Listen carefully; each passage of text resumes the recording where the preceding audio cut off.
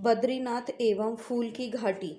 बचपन से ही मुझे हिमालय के प्रति बहुत अधिक आकर्षण था, लेकिन हिमालय की ठंड से मुझे बहुत ही डर लगता था।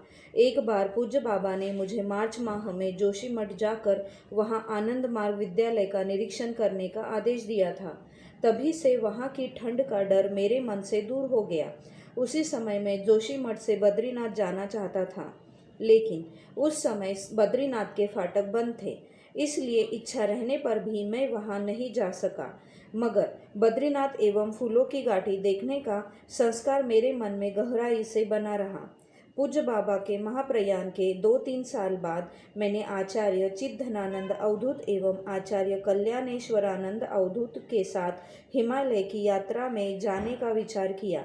एक दिन हम लोग तात्कालिक जीएस आचार्य सर्वात्मानंद अवधूत से अनुमति लेकर हिमालय की यात्रा पर चल पड़े। सर्वप्रथम हम लोग आनंद नगर से रेलगाड़ी द्वारा हरिद्वार आए तथा यहाँ से थानो मास्टर यूनिट के लिए प्रस्थान कर गए। वहाँ के शांत वातावरण एवं प्राकृतिक सौंदर्य में 2-3 दिन रहकर हम लोगों ने खूब साधना की। वहाँ साधना करने में मुझे बहुत आनंद आया। व्यक्तिगत रूप से मैं बाबा की भावना में खोया रहा। यहाँ से हम लोग ऋषिकेश आए। ऋषिकेश से हम तीनों बस द्वारा जोशीमठ चले आए। वहाँ आनंद मार्ग विद्यालय में रात्रि विश्राम करके दूसरे दिन सुबह बद्रीनाथ के लिए प्रस्थान किया। यह अगस्त का माह था। जोशीमठ से बद्रीनाथ की यात्रा अत्यंत कठिन एवं दुष्कर थी। दोनों ओर गहरी गहरी खाई थी तथा उन्हें देखने से ही डर लगता था, लेकिन वहाँ का प्राकृतिक दृश्य बहुत ही सुंदर था। पहाड़ों की चोटियाँ हिमाच्छादित थी। बद्रीनाथ पहुँचते ही हम लोगों का मन आध्यात्मिक आनंद से ओतप्रोत हो उठा। यह करीब 12,000 फीट ऊंचाई पर समतल पहाड़ पर बसा हुआ है। चारों तरफ तुषार मंडित पहाड़ों की चोटियां हैं, जो सूर्य की किरणें पड़ने पर शुभ्र ज्योति की तरह चमकती थी। अलकनंदा नदी के किनारे बद्री विशाल का भव्य मंदिर बना हुआ है। मंदिर के नीचे गर्म पानी का झरना है। दूसरे दिन हम तीनों माना गांव व्यास गुफा की ओर गए, जहां महर्षि व्यास ने ब्रह्मसूत्र की रचना की थी। अलकनंदा के किनारे किनारे 3-4 मैल दूर तक पैदल चलते गए। एक रमणीक स्थान में बैठकर हम लोगों ने साधना की। सचमुच वहाँ साधना करने में बहुत ही आनंद आया तथा मन आनंद लोक में चला गया। शास्त्र ठीक ही कहते हैं कि यह हिमालय तपोभूमि है। यहाँ बैठने पर ही भूत शुद्धि, आसन शुद्धि एवं चित्त शुद्धि सहजतापूर्वक हो जाती है। अभी तक यह क्षेत्र आध्यात्मिक तरंग से स्पंदित है और यहाँ थोड़ी देर बैठने पर ही अच्छी साधना हो जाती है एवं मन शांत हो जाता है।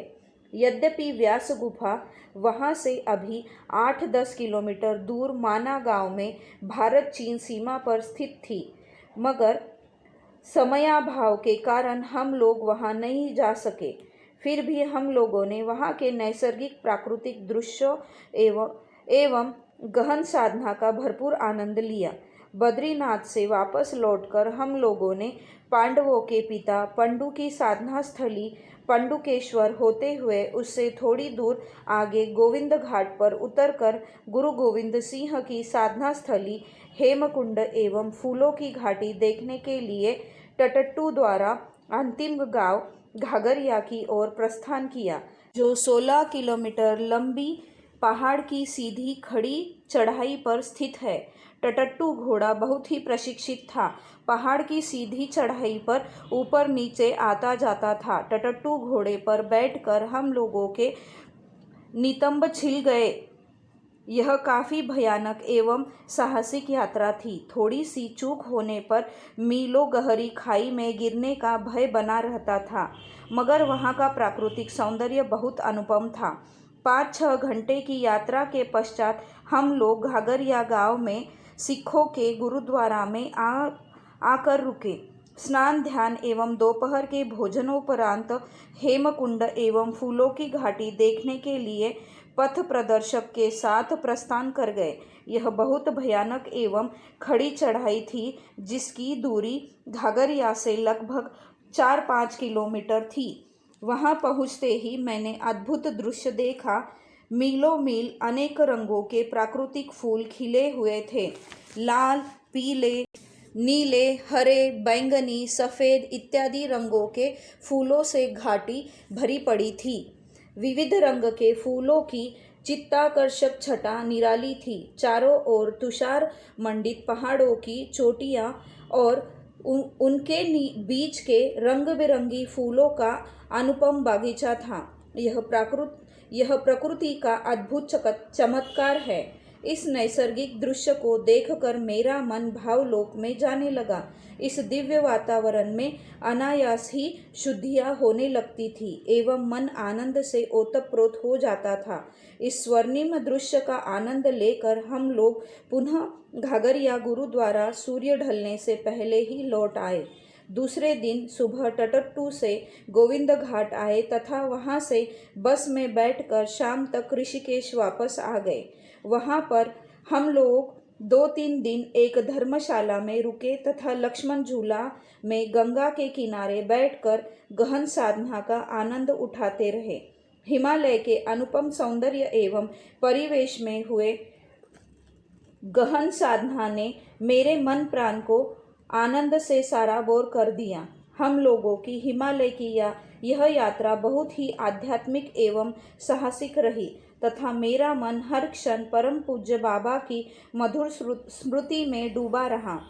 हम तीनों हमेशा आपस में बाबा के विषय में चर्चा करते रहे तथा सत्संग का आनंद लेते रहे। मैंने अनुभव किया कि आचार्य चिद्घनानंद अवधूत जी बाल सुलभ, निश्चल स्वभाव, अहंकार रहित, पवित्र हृदय वाले एक अच्छे साधक थे। जब हम तीनों हरिद्वार में वापस आकर यहाँ की कई धर्मशालाओं एवं आश्रमों में जाकर वहाँ के मठाधीशों से उनके आश्रम में रुकने का निवेदन किया तो उन लोगों ने आनंद मार्ग के सन्यासियों का परिधान देख कर रुकने से मना कर दिया। उन लोगों का यह बर्ताव हम लोगों को बहुत आश्चर्यजनक लगा। पता नहीं क्यों वे लोग आनंद मार्ग के सन्यासियों से घबराते थे। 15 दिनों की हिमालय की यात्रा करके हम लोग पुनः अपने स्थान पर वापस लौट आए।